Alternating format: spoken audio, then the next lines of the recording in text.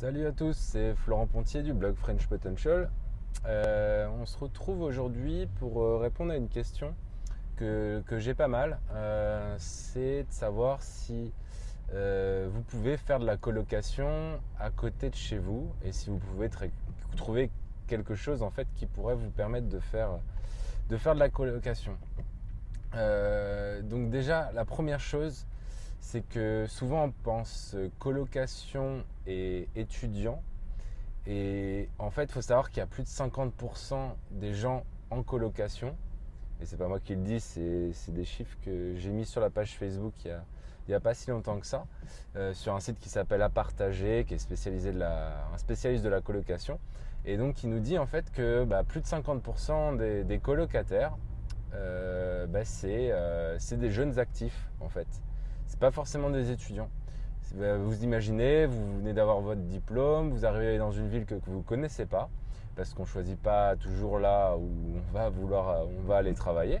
Donc vous arrivez dans votre ville, et dans cette ville-là, et puis vous connaissez personne. Donc le premier réflexe d'un jeune actif, du coup, quelqu'un qui a entre 20 ans et peut-être, je sais pas, 25 ans, ça va être de chercher une coloc, parce que ça va lui permettre de se faire un cercle d'amis très très vite, de rencontrer du monde, de visiter la ville parce qu'il va être avec des gens qui connaissent peut-être déjà l'endroit, de pouvoir aller boire un verre, faire du sport avec quelqu'un. Donc voilà, c'est pas forcément que les étudiants.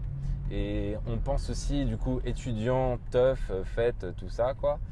Et en fait, même des étudiants, si vous mettez des étudiants qui ne se connaissent pas à la base et qui viennent de milieux et des études qui sont complètement différentes, et finalement, ils vont être beaucoup plus respectueux entre eux et ils vont beaucoup moins faire la fête que si vous prenez, je sais pas, trois personnes d'une école de commerce qui se connaissent depuis longtemps et qui veulent juste un appartement pour pouvoir inviter tous leurs amis et faire la fête.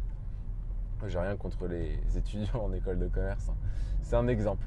Moi, j'étais moi-même en école d'ingé et je sais ce qu'on faisait aussi, c'était à peu près équivalent.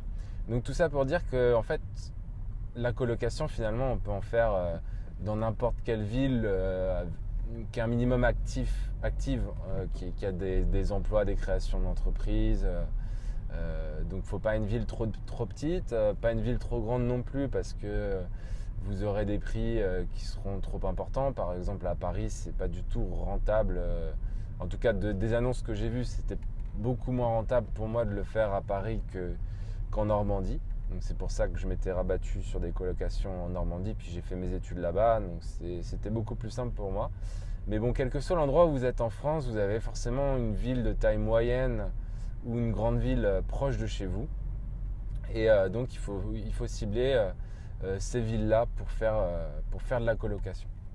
Donc voilà, j'espère que j'ai répondu en partie à cette question-là et que ça peut vous aiguiller un petit peu sur la recherche et puis peut-être vous enlever les préjugés que vous aviez sur la colocation. Pour finir, dans mon exemple, le deuxième bien que j'ai acheté, c'est un appartement qui est dans Rouen. Et en fait, sur les 4 chambres, 4, 100% en fait, c'est des jeunes actifs. Il y a aucun étudiant pour l'instant. Bon, ça vient aussi du fait que j'ai mis la colocation à louer en mai. Et du coup, en mai, il y a moins d'étudiants forcément qui sont intéressés que de jeunes actifs.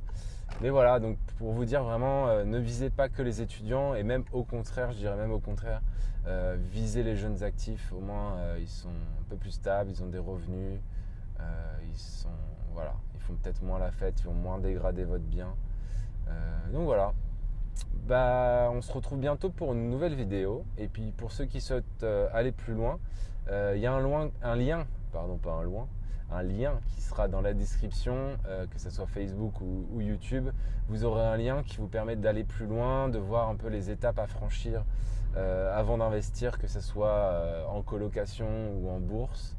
Il y a des étapes importantes à franchir, donc si vous voulez en savoir plus, vous cliquez sur le lien, vous rentrez votre adresse mail et vous allez recevoir mon livre qui est dédié à ça, qui vous présente 5 étapes à franchir avant de commencer à investir. Voilà, et à bientôt pour une nouvelle vidéo et ciao!